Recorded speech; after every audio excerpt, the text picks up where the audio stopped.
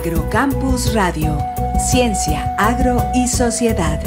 El espacio institucional de la Facultad de Ciencias Agrarias que busca aportar a la discusión sobre territorios rurales, ruralidad y producción agraria.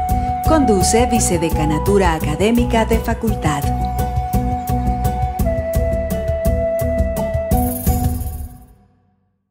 Buenas noches, les damos la bienvenida a su programa Agrocampus Radio para continuar revisando lo que ha sido la investigación en la Facultad de Ciencias Agrarias. En este programa, el profesor Héctor Jairo Correa Cardona nos presentará los resultados del estudio bibliométrico de la producción científica y actividades de investigación y de la Facultad de Ciencias Agrarias 1990-2019, realizado durante el periodo en que el profesor ocupó la vicedecanatura de investigación de la facultad.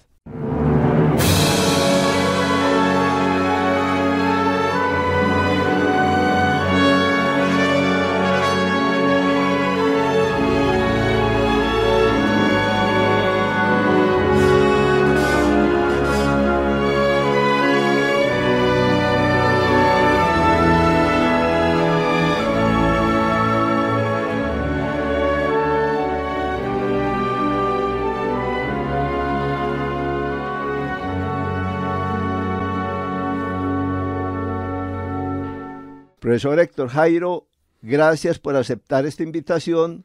Bienvenido a Agrocampus. Salude a nuestra audiencia y cuéntenos qué es un estudio bibliométrico y, en el caso que nos ocupa, cuáles fueron sus objetivos.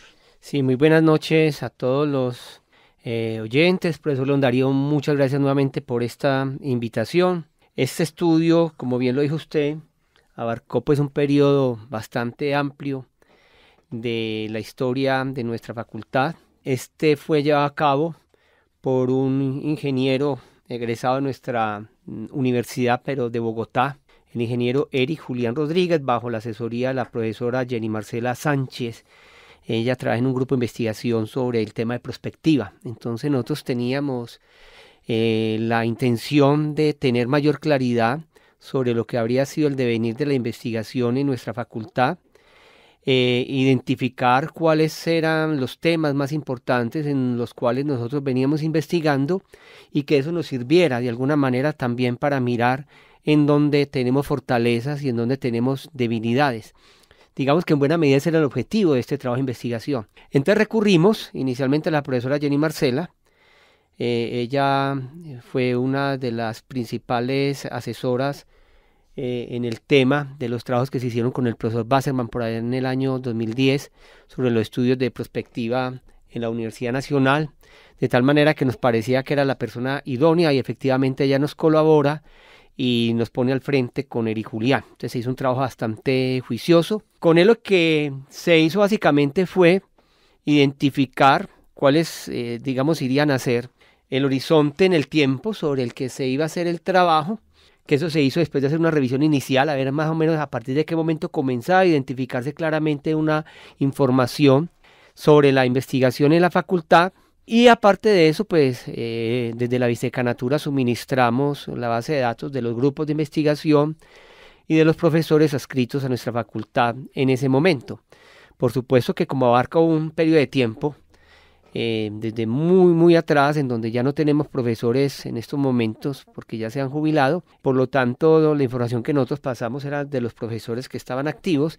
Eso implicó hacer una búsqueda además de profesores que ya se hubieran retirado de la facultad. Entonces eso nos permitió tener un informe bastante completo. Lógicamente que el informe no es totalmente completo y hay una información que quedó faltando porque la búsqueda se concentró básicamente en la información que se encuentra en GroupLax y aparte de eso en Scopus. Entonces hay otras fuentes de información que no se incluyeron, como por ejemplo puede ser otra base de datos bien importante como es Web of Science o nuestra propia base de datos que es el sistema Hermes. Entonces, aún así, consideramos que el informe que se lo logró elaborar nos permite tener una radiografía bastante importante y que representa de manera bastante fiable lo que ha sido el devenir de la investigación en nuestra facultad y que de alguna manera también es un reflejo de lo que ha sido la investigación de la Universidad Nacional y en el país en lo que tiene que ver como con la intensidad, los momentos en los cuales se incrementa esa investigación y cómo va cambiando en el tiempo. Entonces es una radiografía bastante interesante. Profesor Héctor Jairo, ¿por qué no nos explica qué es GRULAC y qué es Scopus? ¿Y por qué se escogieron estas dos y no las otras que usted mencionó? Bueno, GRULAC es, digamos, el aplicativo que tiene Colciencias, ahora Milciencias, para poder identificar los grupos de investigación que se tienen en el país. Entonces, en este aplicativo se introduce la información de esos grupos de investigación, los temas que tratan, se introduce ahí toda la producción bibliográfica que se produce en cada grupo, se introduce además los proyectos de investigación, es decir, una base de datos muy importante porque precisamente refleja la productividad de los grupos de investigación que tiene a nivel nacional. O sea, GRULAC lo maneja Colciencias y es básicamente... Ahora el ministerio. Sí, ahora el Ministerio de Ciencia y Tecnología, por supuesto. Y básicamente esa es, digamos, la intención que tiene GRULAC, manejar la información por grupos de investigación.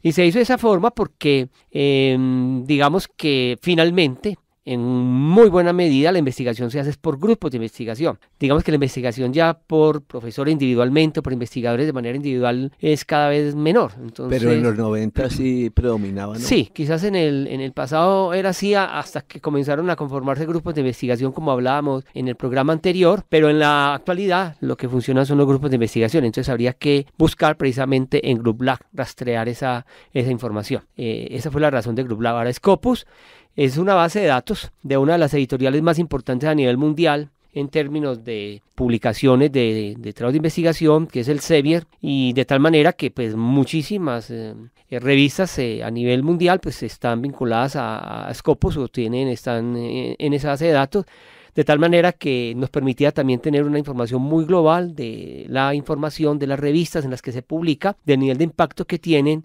dentro del ámbito de la producción científica mundial. Por eso también se escogió Scopus inicialmente. Pudieron haber sido otras bases de datos también, por supuesto. Sin embargo, digamos que el alcance que teníamos con el trabajo que se hizo era tener una radiografía inicial sobre el trabajo de investigación en nuestra facultad. Entonces, por eso no abarcamos, digamos, otras bases de datos más amplias, ni otra información como les comentaba ahora, como es el Hermes o Web Science, por ejemplo.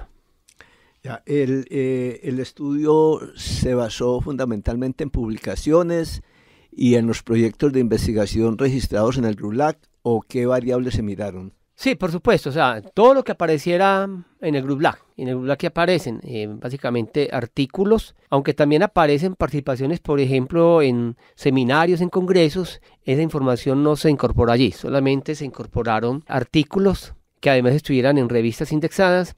Se incorporaron también los trabajos finales o la entrega de los trabajos finales de maestrías y doctorados. Entonces es parte también del informe que hay allí. Eso es básicamente, digamos, la información que se analizó. Me parece interesante el momento cero que ustedes escogieron para iniciar el estudio, 1990. ¿Por qué ese año?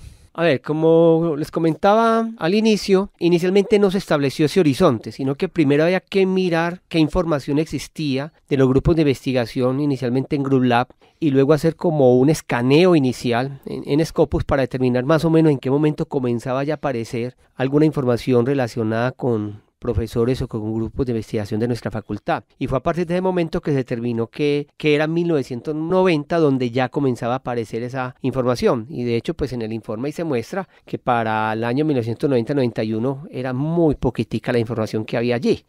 Solamente es a partir de 1996-97 que medio comienza ya a aumentar un poco esas publicaciones, pero podríamos decir que la ola más importante, más grande, comienza a surgir a partir del año 2007. Bueno, eso ya son resultados, esperemos un momento. Es que le hice la pregunta, es porque en el programa pasado, que era sobre la institucionalidad de la investigación en nuestra facultad, se empieza como a conformar y a instaurar hacia finales de los años 80, 85, 87, con la creación del instituto. O sea, va como eso aparejado, ¿cierto?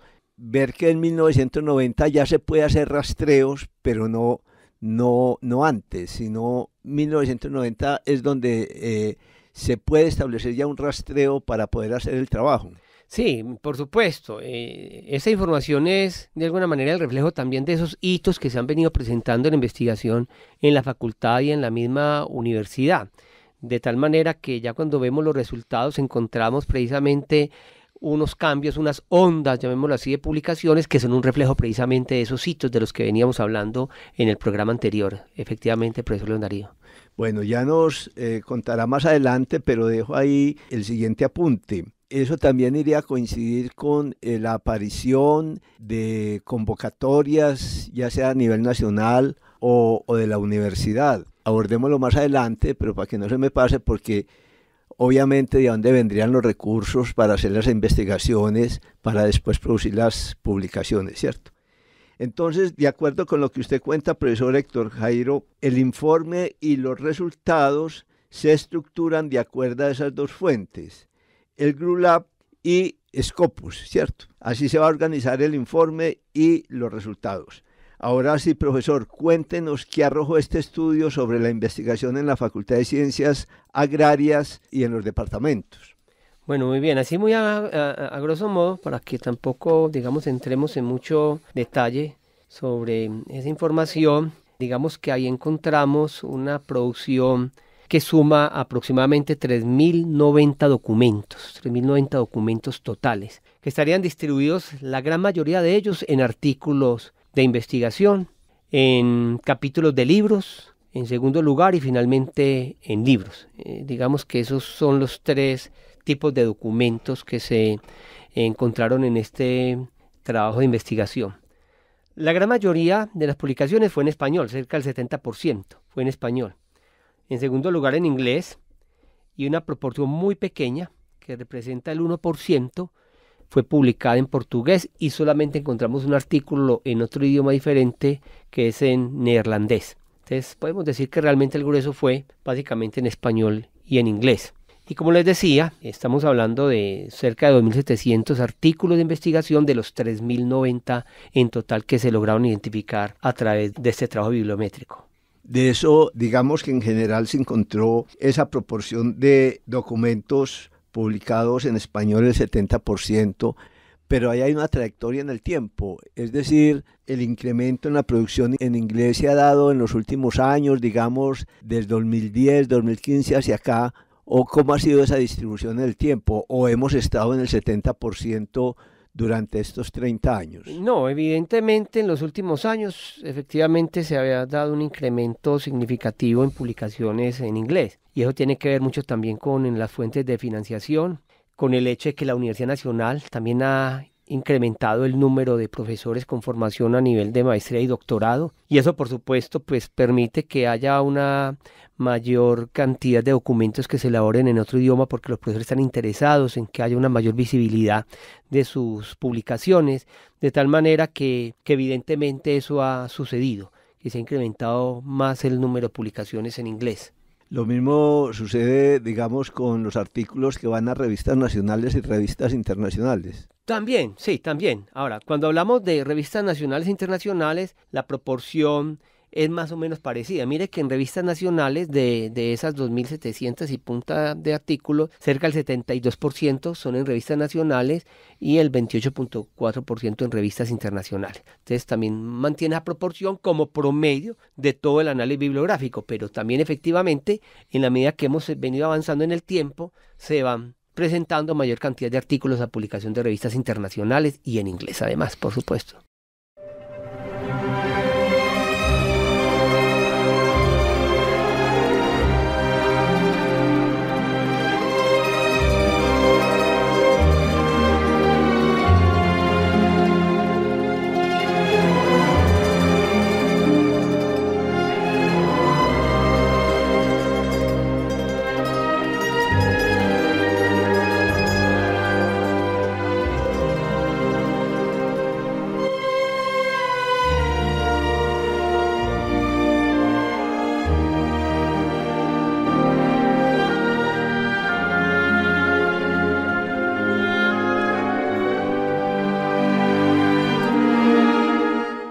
Aquí hay un dato en el informe que a uno le impacta y uno dice, bueno, en que estamos en la Facultad de Ciencias Agrarias, en una época pues de internacionalización, que son 32 tesis de doctorados dirigidas en 30 años. Una a primera vista diría que eso es muy bajo, pero eso es un síntoma o un indicador de algo, ¿no? Evidentemente es así, pero recuerden ustedes que los doctorados en nuestra facultad, el doctorado en nuestra facultad comenzó a funcionar de manera ya formal, llamémoslo así, hace aproximadamente unos 8 o 10 años, aproximadamente, profesor León Darío. Y por lo tanto, pues es un reflejo precisamente de esa madurez que hemos venido teniendo en el doctorado en ciencias agrarias, y está el doctorado también que tenemos en forestal, que es el doctorado en ecología. Entonces eso es un reflejo precisamente.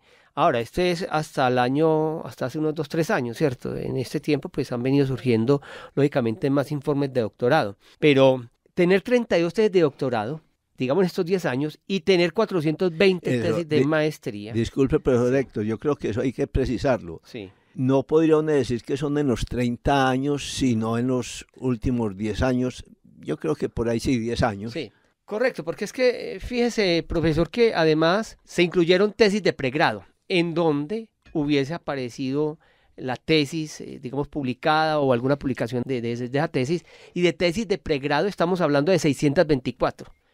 400 de maestría, 420 y 32 de doctorado. Ahí está la pirámide en términos de lo que es la formación en educación superior. Básicamente es un reflejo de esa pirámide, en donde todos somos conscientes que los doctorados, digamos, el número de estudiantes de doctorados es más bajo comparado con maestría y lógicamente con pregrado, por muchas razones, entre ellas que se requiere de una alta capacidad, de mucha entrega para poder enfrentar un doctorado. Entonces no todos están dispuestos a hacerlo. Se requiere tiempo, se requieren recursos, equipos. Entonces eso no hace fácil, digamos, enfrentar un proyecto de doctorado. Por eso ahí está reflejado también en el hecho de que en estos últimos 10 años aproximadamente se hayan finalmente terminado 32 tesis de doctorado.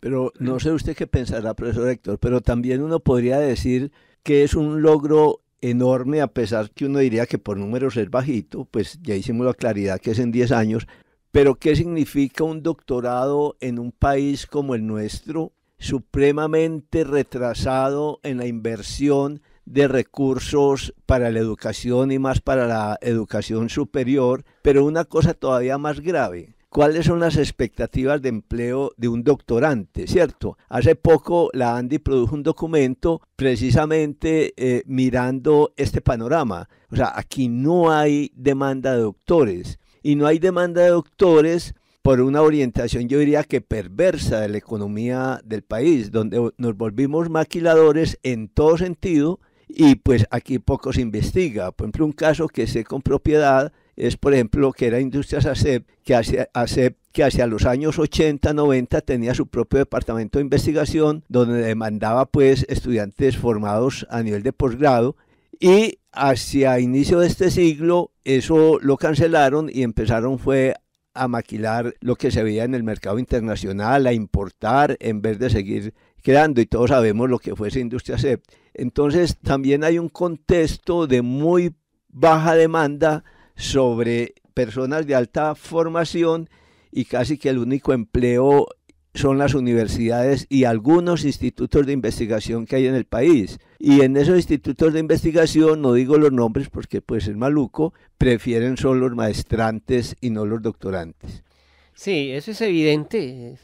Colombia, como muchos otros países latinoamericanos en vía de desarrollo, pues carecemos de políticas claras en términos de investigación y de formación al más alto nivel.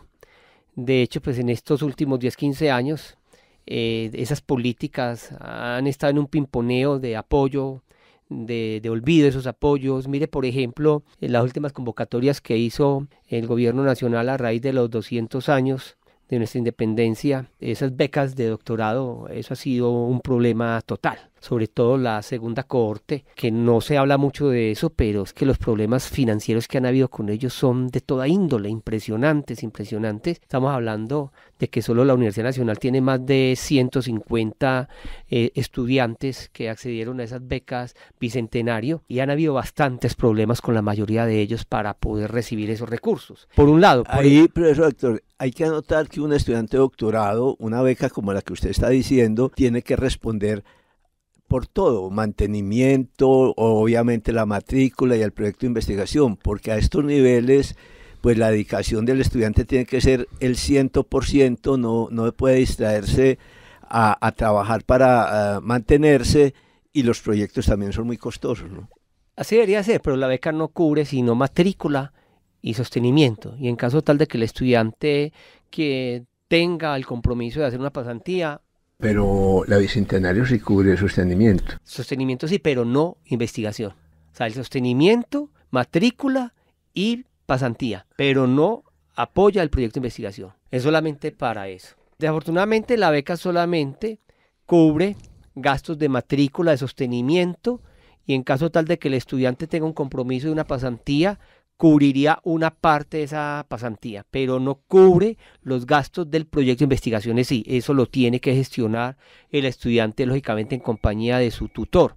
Y es ahí donde tenemos también, digamos, los problemas asociados también con esa financiación, porque como tampoco hay unas políticas claras de financiamiento para los proyectos de investigación, en muchas oportunidades los estudiantes de doctorado tienen que recoger los recursos para su trabajo de investigación doctoral de diferentes proyectos, es decir, van sumando pedaciticos, al final son una especie de colchas de retazo, con lo que logran terminar sus proyectos de investigación, pero son muy pocos, diría yo, los que finalmente logran tener una beca completa que incluya además los costos de su proyecto de investigación, y eso es evidencia entonces de esas falencias que tenemos en políticas de ciencia, innovación, de tecnología en el país, como tú lo estabas diciendo, profesor León Darío.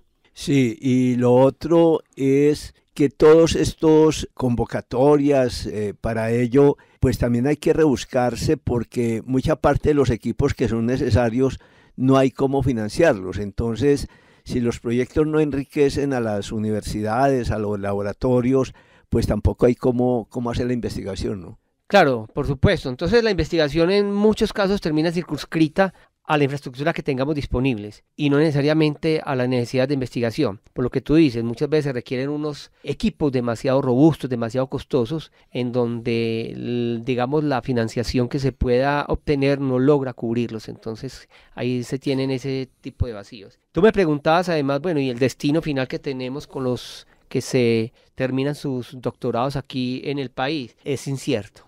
Es incierto, y precisamente por el hecho de que no tenemos política, no hay cultura.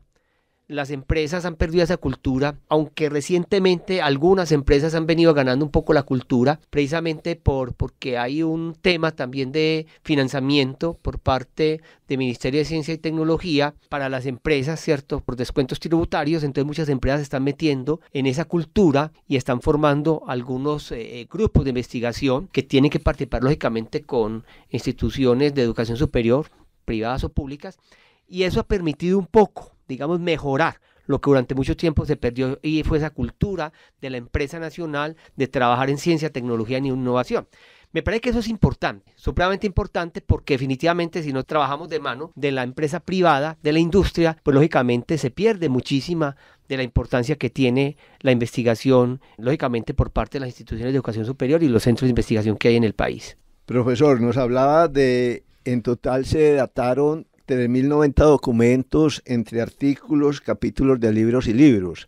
Y la investigación reporta 657 proyectos finalizados de un total de 969 proyectos iniciados. Bueno, algunos de ellos todavía están en ejecución o estaban en ejecución en el momento. Es difícil establecer una correspondencia entre esos proyectos de investigación que llegarán a 700 o 800 con respecto al total de documentos que se hallaron, que fueron 3.090. Seguramente que sí, seguramente, porque fíjense que cuando más adelante miraremos con mayor detalle los resultados, encontramos que en la última década fue la ola más importante de publicaciones, asociadas a su vez, lógicamente, de esa ola de financiamiento de la investigación en el país, y lo asociamos, por ejemplo, con el presupuesto de Colciencias. Entonces, lógicamente que eso está asociado. Hay proyectos o programas, incluso no hablamos de proyectos de investigación, sino que también en algunos momentos hablamos de programas de investigación, programas que incluyen varios proyectos, y a partir de esos programas, pues lógicamente se financian varios estudiantes de posgrado, incluidos estudiantes de maestría y de doctorado, y de cada uno de esos pueden salir hasta 3 y 4 artículos de investigación. Entonces va a depender muchísimo de la forma como se financien esos trabajos de investigación. Entonces no hay necesariamente una correspondencia que por cada proyecto hay un artículo, no, va a depender de cómo se financie, lógicamente, esos proyectos o esos programas.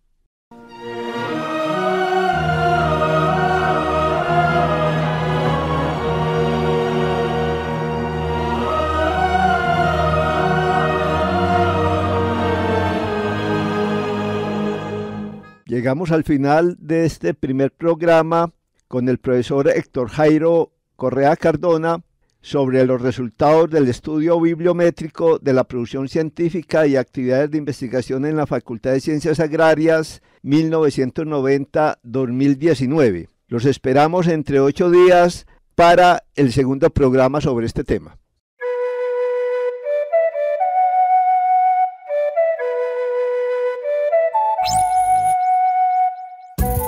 Agrocampus Radio, Ciencia, Agro y Sociedad.